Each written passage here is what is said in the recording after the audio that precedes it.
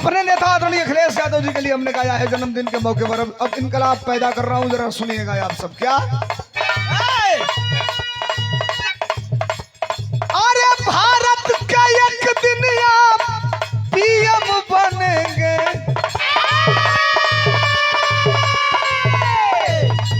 काहे मैं मूल से बात करूं, पास्ट परफेक्ट फ्यूचर। बात आदमी अगर पढ़ा लिखा हो तो तीनों की होनी चाहिए, और नई जानकारी है तो मत करिए। जनता जो कह रही है वो बात मैं कह रहा हूं। क्या भारत का एक दिन आप पीएम बनेंगे, और देना समर्थन अगली लाइन पर। अगर दे दोगे तो 2 लाइन और बढ़ जाएगी। हमने गाया है, क्या गाया है?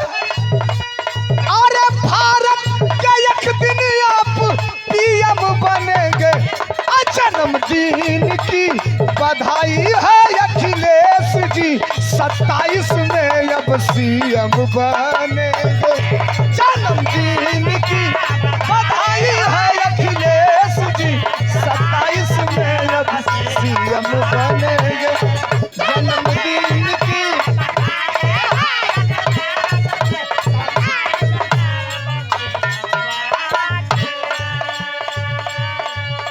ये कमला शंकर महतो बिंद, वरिष्ठ नेता सभा ज्ञानपुर भदोही 393 विधानसभा भैया के तरफ से ढेर सारा पुरस्कार बा, नमस्कार बा, प्रणाम बा। कैसे भारत का एक दिन आप पीएम बनेंगे, अरे भारत का एक दिन आप पीएम बनेंगे, जन्मदिन की बधाई है अखिलेश जी, 27 में आप सीएम बनेंगे। वो जन्मदिन की बधाई है अखिलेश जी, 27 में अब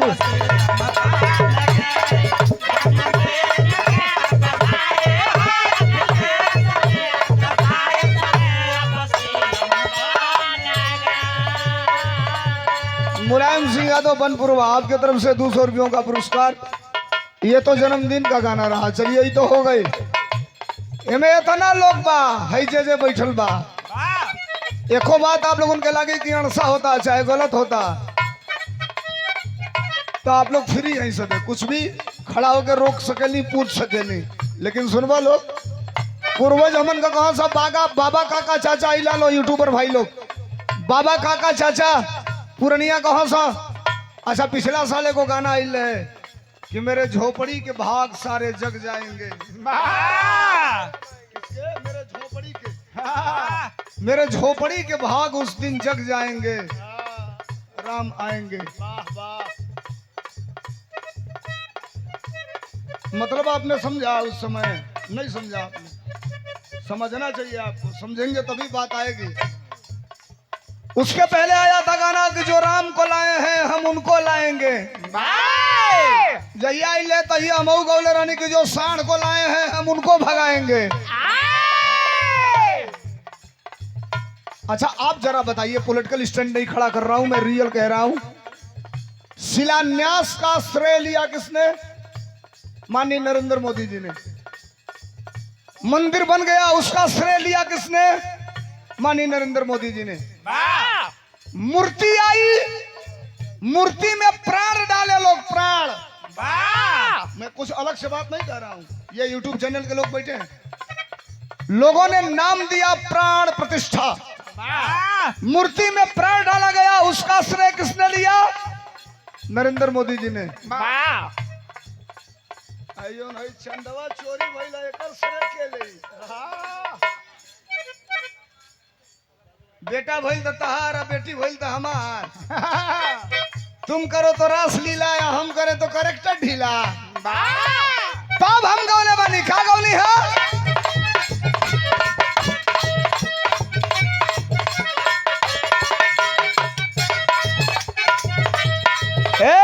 वायरल चला था ये आज 4-5 दिन से, ये गोले बनी। का गोले बनी? के कैसे राम जी हो, कैसे राम जी लगई हाँ बेड़ा पार। अरे कैसे लगई हाँ बेड़ा पार डकैती उनकी घरवे में भइल। अरे कैसे राम जी लगई हाँ बेड़ा पार डकैती उनकी घरवे में भइल।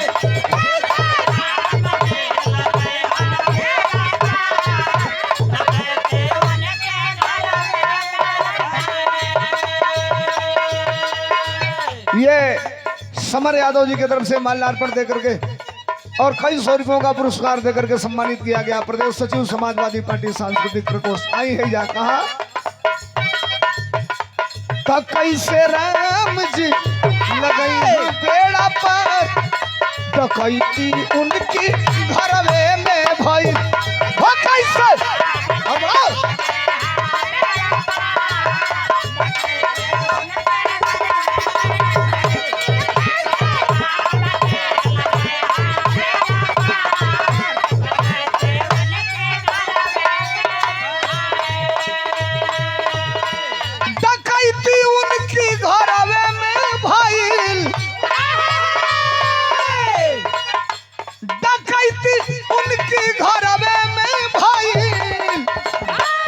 मंच के तरफ आ रहे हैं हम सबके हरदिल अजीज नेता, आपने जिनको उत्तर प्रदेश के सबसे बड़े सदन में भेजने का काम किया है, विषम परिस्थितियों में भी आपके साथ चट्टान के जैसे मुट्ठी बांध कर आपके कदम से कदम मिलाकर के चलने वाले आपके शानदार और जानदार विधायक जाहिद बेग साहब, निवेदन करूंगा एक बार दोनों हाथ उठा करके जोरदार तालियां बजा करके स्वागत करेंगे अपने महबूब नेता आदरणीय जाहिद बेग साहब का।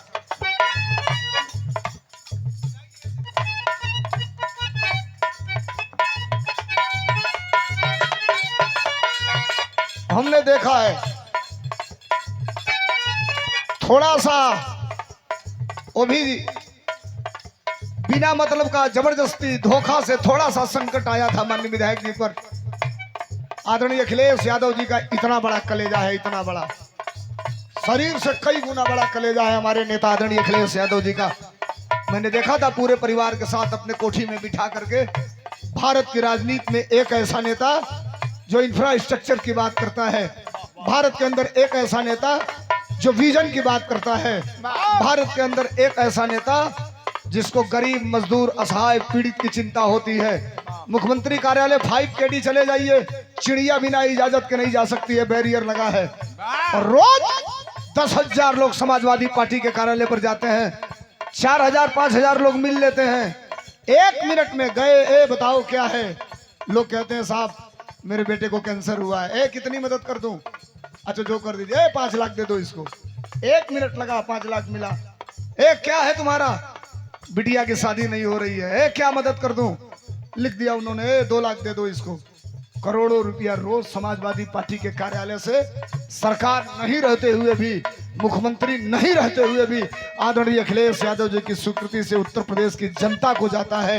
ये लोकप्रियता हमारे नेता आदरणीय अखिलेश यादव की है और समाजवादी पार्टी की। ये 200 रुपयों का पुरस्कार चंदा यादवपुर प्रधान कस्तूरीपुर। हम ही का यह गावत रही है विधायक जी, आप का नहीं सुनत रही है कि ना आवत रही है तो। अरे कैसे राम जी लगई हैं बेड़ा पार डकैती उनकी घरवे में भइल। आइए तने ना, डकैती उनकी घरवे में भइल। हाई तनी सुनिए लोग अगली लाइन, अगर सही बोला तो समर्थन चाहिए आप सबको। डकैती उनके, सुनिए 1 मिनट, डकैती उनके विधायक जी अरे घरवे में भइल, चंदा लेके संपत राय भय फरार। डकैती उनकी घरवे में भइल, चंदा लेके संपत राय भय फरार। डकैती उनकी घरवे में भइल। अरे कैसे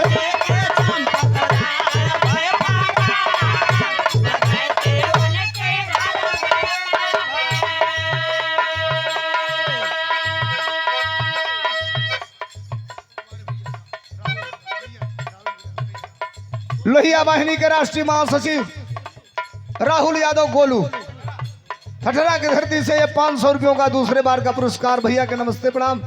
और ये 100 रुपयों का पुरस्कार देकर के सम्मानित किया गया doctor Dayaram Yadav LIC agent Kasturipur. एक ऐसा चीज है साहब, पहले हम लोग छोटे थे तो दीवालों पे लिखा जाता था जिंदगी के साथ भी और जिंदगी के बाद भी। भारतीय जनता पार्टी ने इसको भी लेकर के बैठ गई। अभी जिंदगी के साथ रही कि ना रही बात का तो बतिया छोड़ दिया, बात का तो बतिया छोड़ दिया।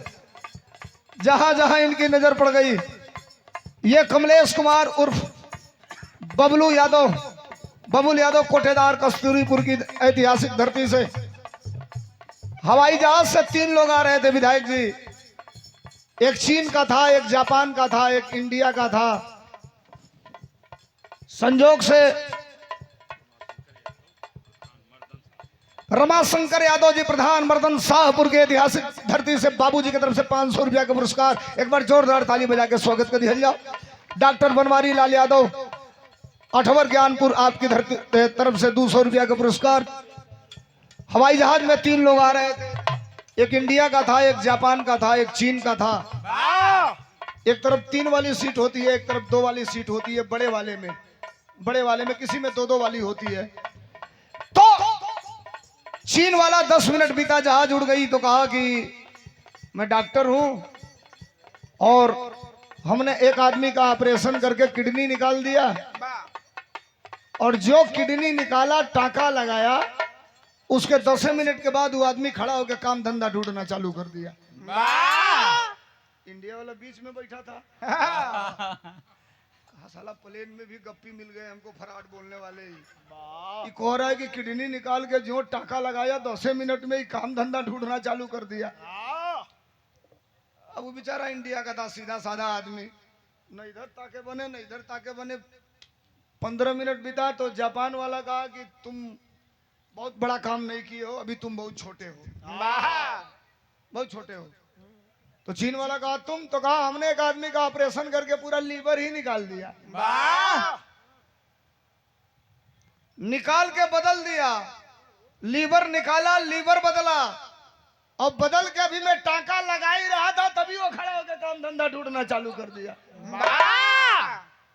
अब इंडिया वाला ही देख रहा था कि कोने को सीट खाली होके बिचवा पिछवा को ही तो जाके ये से उठ के बैठ जाई। सारे पका यहाँ से कपड़े देखा तो पागल हो जाएगा पड़ी। अब एगो बोला था हमने किडनी चेंज किया तो काम धंधा ढूंढा। हर 2 मिनट पर चीन वाला जापान वाला बोल रहा है मैंने लीवर चेंज किया तो काम धंधा ढूंढा। अब ऐसे रो ना गई जो 15-20 बेर बोलना से तो खड़ा भाई और डांट के बोला बड़ी तेज, कहा चुप रहो, बहुत मैकेनिकल बन रहे हो तुम लोग, हमको छोटा समझ रहे हो का इंडिया का हूं तो। अरे तुमने किडनी चेंज किया तो काम धंधा ढूंढा, और तुमने लीवर चेंज किया तो काम धंधा ढूंढा। बहुत बड़े काम नहीं किए हो तुम लोग। तुमने किडनी चेंज किया तो काम धंधा ढूंढा, तुमने लीवर चेंज किया तो काम धंधा ढूंढा। हम लोगों ने इंडिया में न किडनी चेंज किया न लीवर चेंज किया। हम लोगों ने इंडिया में सिर्फ और सिर्फ एक आदमी चेंज किया, एक। ये दोनों कहे तब क्या हुआ, तो कहा कि तुमने किडनी चेंज किया, तुमने लीवर चेंज किया तो काम धंधा ढूंढना चालू हो गया। हम लोगों ने इंडिया में सिर्फ और सिर्फ एक आदमी चेंज किया, और जिस दिन से चेंज किया उस दिन से पूरा इंडिया काम धंधा ढूंढना चालू कर दिया। पूरा इंडिया।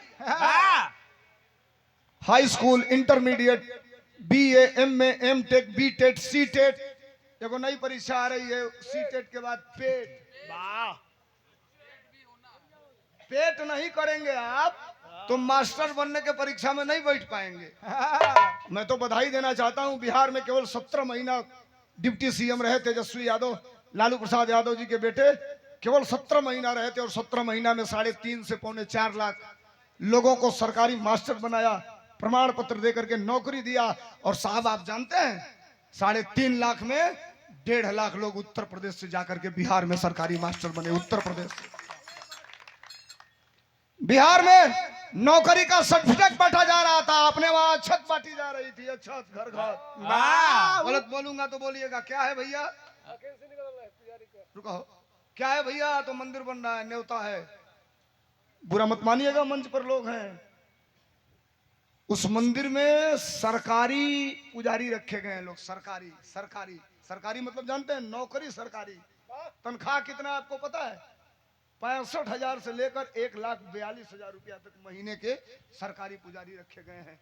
और अन्यथा मत लीजिएगा, हम जनेश्वर मिश्रा जैसे व्यक्ति के नेतृत्व में काम किए, हमने मोहन सिंह जैसे व्यक्ति के नेतृत्व में काम किया, हमने भगवती सिंह जैसे व्यक्ति के नेतृत्व में काम किया, हमने जरूरत पड़ा तो ये बस्ती वाले ब्रजभूषण तिवारी जी के नेतृत्व में काम किया। हम जातिवादी नहीं हैं, समाजवादी पार्टी हर जात धर्म की पार्टी है। लेकिन आप जरा गौर करिए, ढूंढ लेंगे दिया लेके, एगो अहिर, एगो कोयरी, एगो धोबी, एगो नोनिया, एगो चमार, एगो मदेशिया, एगो गोड़, एगो दूसर, एको जात का पुजारी ना मिली है। यहाँ के भी नहीं है, यहाँ के भी नहीं है, out of estate, out of estate. वो पूछिए नहीं खसबावत कहां से कहां घपला भाई, सीसीटीवी को आ रहा है कि ये है। लेकिन अब सुनिए एक चीज जो उत्तर प्रदेश की जनता कहती है, गीत जिस गीत ने रातों रात मुझे इंटरनेशनल बनाया था। कौन गीत रहे मास्टर?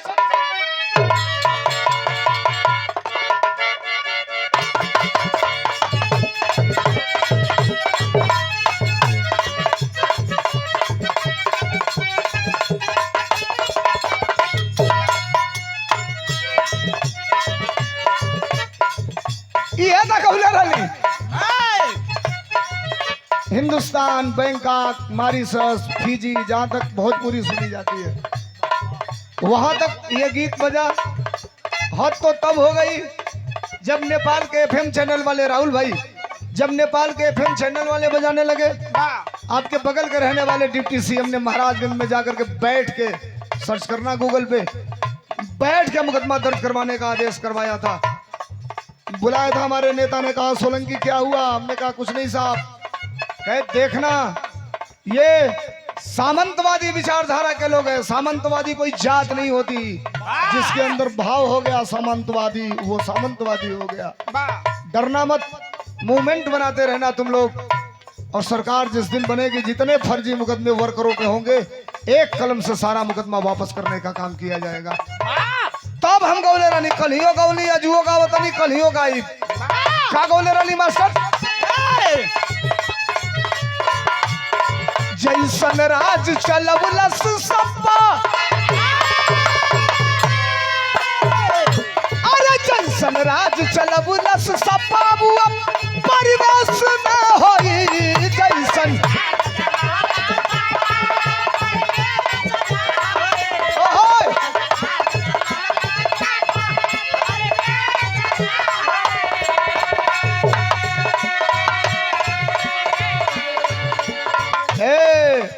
अब तो 1 घंटे बाद आप केक काटेंगे, बधाई देंगे। उसी महान व्यक्तित्व के लिए ये लाइन में पढ़ने जा रहा हूँ। लगे आपको कि धर्मेंद्र सोलंकी सही कह रहा है, तो मेरे लिए नहीं, मेरे नेता को दीर्घायु होने के लिए आपका आशीर्वाद चाहिए। और वो आशीर्वाद आपका दोनों हथेली तालियां बजा करके देंगी अगर लगे सही तो। कौन बात मास्टर? अरे जैसन राज चलबुलस सपाबुआ, परिवेश न होई नेता के तनो केहू बनी, लेकिन अखिलेश ना होई। नेता के तनो केहू बनी, लेकिन अखिलेश ना होई।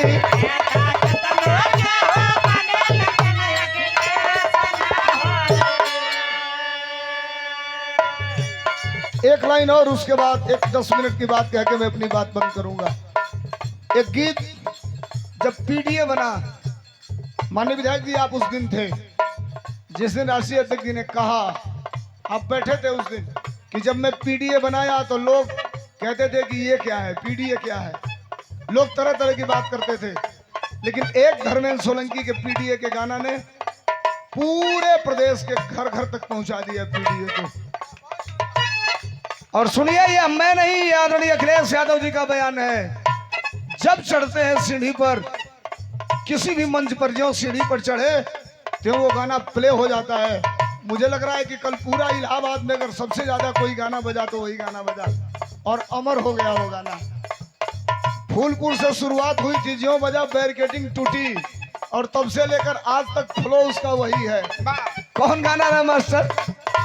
ओके अब सुनाई तनी हाई सुना लोग। एक नई गीत बड़ी ट्रेंडिंग में चलती है का मास्टर?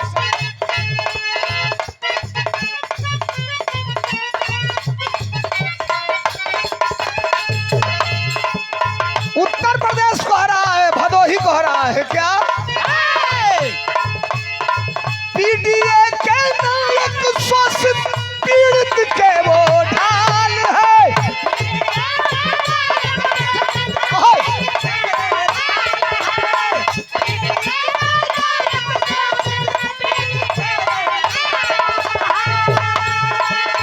एक मिनट रुक जाओ, बात दिमाग से उतर जाएगी तो गड़बड़ होगा, थोड़ा सा रुक जाओ। इतने लोग बैठे हैं, टाटा बिड़ला अडानी अंबानी के परिवार के लोग नहीं है, सब किसान के घर के हैं। एक छोटा सा बात आपसे कह रहा हूं और हाथ जोड़ रहा हूं कि तेज बोलिएगा, सही जवाब दीजिएगा, तेज। इतने लोग बैठे हैं। 2012 से 17 तक उत्तर प्रदेश में समाजवादी पार्टी की सरकार रही। जरा तेज बोलना पीछे से भी। अखिलेश यादव की सरकार थी 12 से 17 तक। अखिलेश यादव के सरकार में यूरिया खाद बोरा में कौ किलो मिलत रहे। पिछवाला ना बोलो गड़बड़ी है कि हम सही को कहते हैं तो लोग नहीं क्यों बोलत और झूठ को बोलवा के थपड़ी पिटवा लेता है। अच्छा एक दिन मैं आ रहा था, बंगाल का चुनाव चल रहा था भैया। एक दिन मैं आ रहा था, बंगाल का चुनाव चल रहा था। इनको बिठाइए। बंगाल का चुनाव चल रहा था, रास्ते में था, विराग आगे आ रहा था। तब तक हमारे वहां मुख्यमंत्री जी गए थे बंगाल भाषण देने। लाइव चल रहा था, मोबाइल में आ गया, खरीदे तो ले हुए आ गई। उनका भाषण चल रहा था कि तुम मुझे खून दो मैं तुम्हें आजादी दूंगा। ये स्वामी विवेकानंद जी ने कहा था। हमके तो बुझाइल कि बेहोश हो गई गड़िए में। हमको नहीं यार, हम ही गलत पढ़ले बानी कि गलत बोलत हन, अब समझे में नहीं ख्यावत। अब घरे अली तो पहले लइकन के बोला के किताब निकलवाली 5, 6, 7 वाली। उमे हमनी के पढ़ले बानी जब 5, 7 में 4 जुलाई सन 1944 को म्यांमार में नेताजी सुभाष चंद्र बोस ने कहा था कि तुम मुझे खून दो मैं तुम्हें आजादी दूंगा। आज जितना पगलड़वा वाला सही झूठो बोला था सो पे ताली बजाओ था से जय हो जय हो जय। अब बताइए, आंखें देखावल एकदम। और आप डेमोलाइज कर रहे हैं, आप सेंट्रलाइज कर रहे हैं, आप जाति और मजहब में बांटकर। अब्दुल हमीद देश का क्या शान नहीं था? बताओ जात की बात करने वालों, अब्दुल हमीद देश का क्या शान नहीं था? और अशफाक का बलिदान क्या बलिदान नहीं था? एक आरएसएस का कोई आदमी आजादी की लड़ाई में लड़ा नहीं है। एक किसी का नाम अगर आप बता दो तो मैं आपकी गुलामी करूंगा। कोई आरएसएस का आदमी नहीं लड़ा है। ये ढोंग करते हैं केवल। महात्मा गांधी की हत्या हुई इन लोगों के कबीले से निकल करके हुई थी। देश ने जिनको बापू कहा था, राष्ट्रपिता कहा था, और आज सबसे बड़े राष्ट्रभक्त ये बन रहे हैं। तब मैं इस बात को कहता हूं उत्तर प्रदेश कह रहा है क्या मास्टर?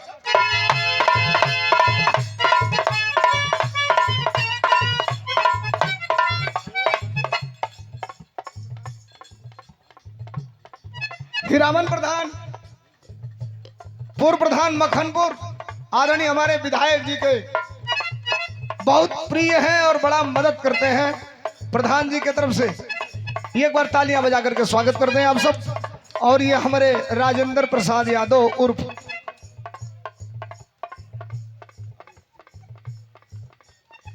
अब ऐसा टेढ़ लिख देते लोग कि एको शब्द गलत हो जाए तो फिर गड़बड़ हो जाए बात। ये में राजेंद्र प्रसाद यादव उर्फ डरई यादव भैया के नमस्ते प्रणाम, बाप सबके नमस्ते प्रणाम। हम गावत कर रहे हैं मास्टर। पीडीए के नायक शोषित पीड़ित के वो ढाल है।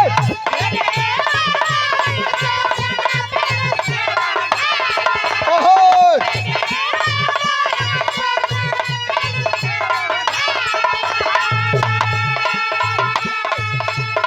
पीडीए के नायक शोषित पीड़ित के वो ढाल है। अरे यूपी के अगले सीएम नेताजी के लाल है। अरे नेताजी के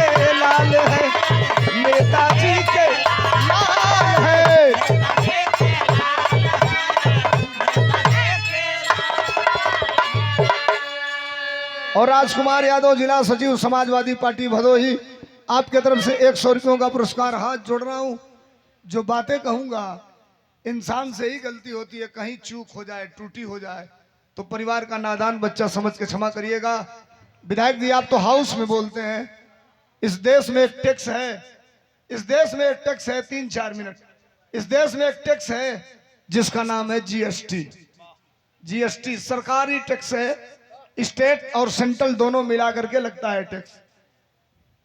आपको जानना पड़ेगा कि है किस पे कितना। ये हमारे राहुल भैया, आपके तरफ से राष्ट्रीय सचिव लोहिया वाहिनी समाजवादी पार्टी 500 रुपयों का पुरस्कार। दूसरे तीसरे चौथे बार का पुरस्कार तालियां बजा करके स्वागत कर देंगे। जीएसटी किस पे कितना है जानते हैं? हीरा खरीदेंगे, मोबाइल निकालिए, सर्च करिए, हीरा खरीदेंगे तो 0.3%, हीरा खरीदेंगे तो 0.3%, और साइकिल खरीदेंगे तो 28%। हीरा कौन खरीदेगा? जो करोड़पति होगा, अरबपति होगा, वो खरीदेगा। साइकिल कौन खरीदेगा? हम, आप, हमारे आपके घर के लोग खरीदेंगे। आई और बात बाद में हुई। ये अंतिम एगो गाना, जवन सगरी पार्टी का नेता जब वो संघर्ष करेला तो खाली रील पर, इंस्टाग्राम पर लगाओ जो लगाना ना, तो वीडियो लगा के इंस्टा खोल के आज जो लिखता है संघर्ष, तब तक वो मेरा गाना आ जाता है, वो लगा देता है। बाद में उसको पता चलता है कि अरे अरे तो सोलंकिया का गाना है। सरकारी पार्टी वाला लगा लेना, तब ले उछल के ले व्यूज ढेर, और डिलीट ना होला। संघर्ष करने वाला तेजस्वी यादव जी ने बिहार में लगाया। सेंट्रल वाली जो पीछे वाली जो पार्लियामेंट का चुनाव हुआ, आदरणीय कांग्रेस के बड़े लीडरों ने लगाया, राष्ट्रीय अध्यक्ष जी ने लगाया। गाना कौन वाला मास्टर?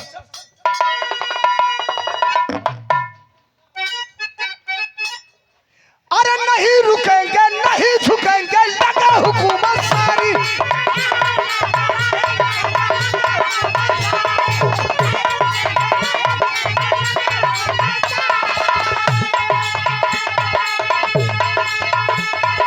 नहीं रुकेंगे, नहीं झुकेंगे, लगा हुकूमत सारी। संघर्ष रहेगा जारी, फिर अगली है तैयारी, फिर अगली है तैयारी।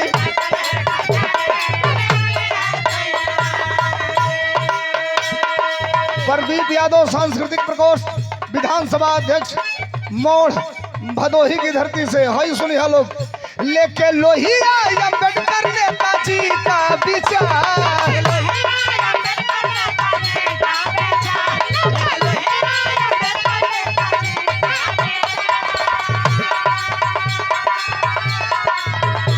अखिलेश यादव जी को उत्तर प्रदेश के मुख्यमंत्री के रूप में देखना कौन कौन चाहता है? जरा ईमानदारी से दोनों हाथ उठा दे जो देखना चाहता है वो। एक काम केवल करिएगा साहब, एक काम, धीरे से बजाओ। एक काम करिएगा, रात को गाना सुनिएगा। मैं बिना मतलब की बातें नहीं करता, सुनिए।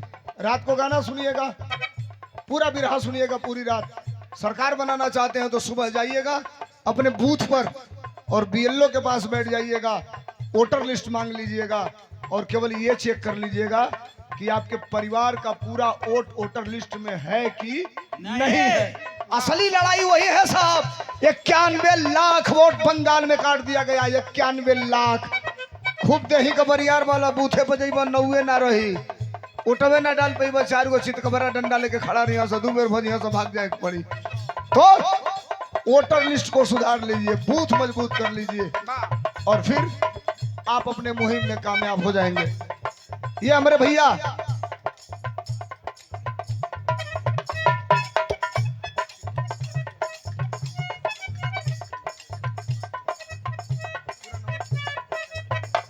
अच्छा डॉक्टर प्रदुम यादव भाई का ये निवेदन है कि पूरे भारत में, ये हमसे दिल्ली भी मिलने चले गए थे, भाई से हमारी मुलाकात हुई थी और लगातार टेलीफोन कर रहे थे। भाई की तरफ से निवेदन है कि पूरे भारत में जहां भी समाज को हमारी जरूरत पड़े, मैं उसके लिए खड़ा हूं। एक बार तालियां बजा करके स्वागत कर दीजिए आप लोग। बहुत धन्यवाद, बहुत नमस्कार। तब लेके लोहिया अम्बेडकर नेताजी का विचार,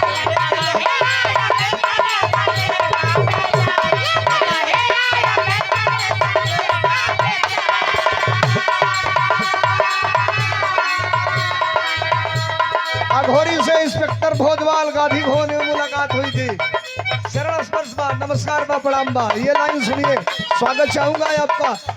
अरे लेके लोहिया अम्बेडकर नेताजी का पीछा अब की पीडीए बनाएगा, अब की पीडीए बनाएगा, पीडीए सरकार अब की पीडीए बनाएगा।